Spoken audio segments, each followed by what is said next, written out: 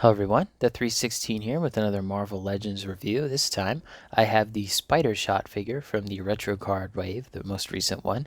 This figure retails for $24.99. I found mine at a Target. There's a couple issues with this figure, but I wasn't originally going to pick this up. I saw the preliminary images and I thought they looked good. And then I saw him in box at Target and I'm like, you know what, I'm going to go ahead and pick this up. It looks cool. And you know what, I am only slightly disappointed. Anyway, so accessories wise, he does come with your standard thwip hands, just, basic thwip hands, and fist hands as well.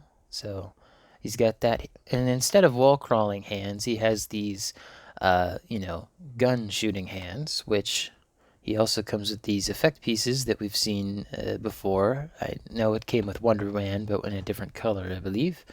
And you can just shove those in the porthole. And there you go. Now he's shooting people.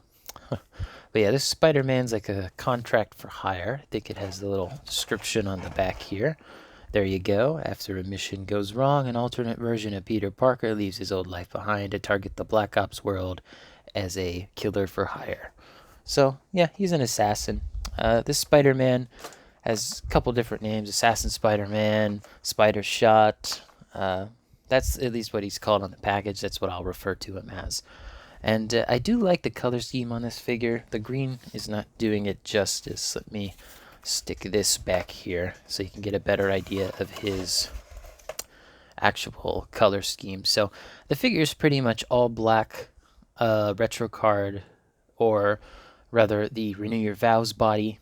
Although he does have different hip pieces as well as a different crotch piece. We'll get into that in a little bit. But, he has some red over here, and he has some red up here. Love that helmet.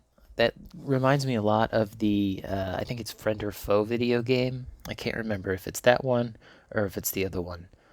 It's the one with Wolverine, and he gets venomized. I can't remember the name of that game. Pretty sure it's Friend or Foe.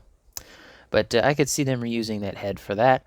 There's the back spider logo. It should be very similar to the front one. And it does connect all the way. Except through the bottom, because that's all black anyway. And lastly, he does have some pouches for his ammunition in here, so when he's firing his gun. The most notable thing about this figure is the thigh gap. It is horrible. Like, I have not seen such a big, noticeably just odd thigh gap. Like, I could stick my whole finger through there. Like, it's ridiculous. Whereas with Scarlet Spider here, I can't get it much higher than that. But, like, these use the same body mold, and his legs are worse. At least, at least if you have him in, like, a wacky pose like that, it's not as noticeable. But it's just, I don't know why they decided to use different hip pieces, because if you look at Scarlet Spider here, you'll notice that this one, it's kind of like a triangle with a curve in it, whereas this one is like fully curved, like it's like an arch. This is an arch. This is more triangular, taller. This one's a bit wider. Another thing to point out is on this side, his leg, you can see a lot of the joint in there. There you go. You can see the joint on this side pretty clearly, and that was an issue that pretty much everyone else seemed to have with this figure as well. I do like this figure. I like the look of it. I like the idea of it. It poses really nice, but the glaring issue of the legs is just something that you can't look past. It's just not good. Other people had issues with the shoulders being like not big enough, too low, and I do get that, but for me it's not a big deal, because like I usually have him posed like this, so you don't really notice the shoulders. And that's just a problem with action figures in general, where their shoulders, depending on where they're placed, are not big enough or they're too big. There's no happy medium.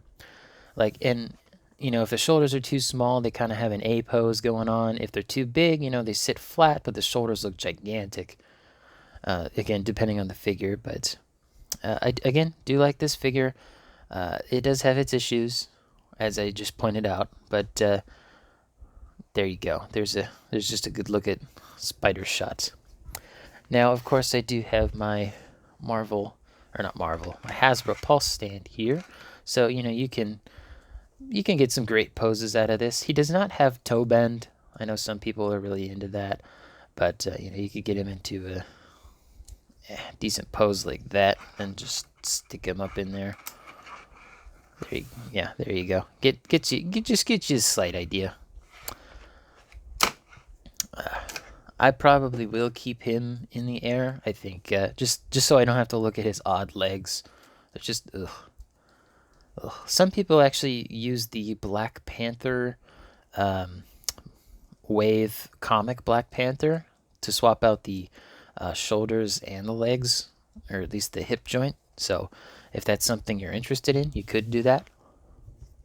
Anyway, size comparison time. So let's go ahead and see. He stands at 6¼ inches tall. Pretty standard for Spider-Man. Let's start off with the Spider-Man figure, since I already have him here. From the same wave, we have the Scarlet Spider figure. Alright, now we have the fan channel exclusive Japanese Spider-Man. And next up we have Toby and Andrew from the No Way Home wave with their unmasked heads. So there's all the Marvel Legends Spider-Man I own. They all look pretty good, I'd say.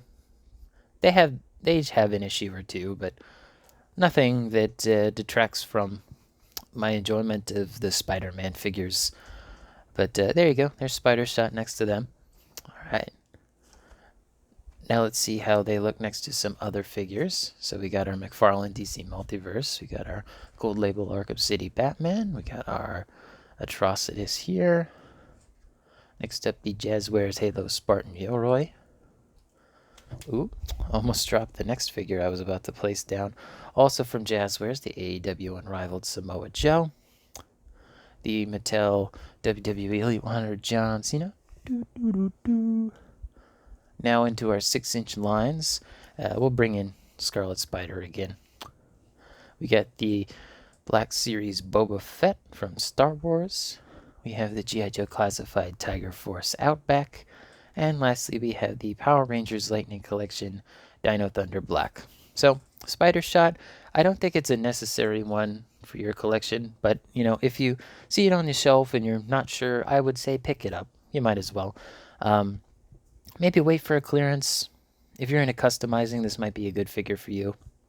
Anyway, let me know in the comments down below what you think of this Spider-Man, or what other Spider-Man they should do in the retro card line, or just as a general release.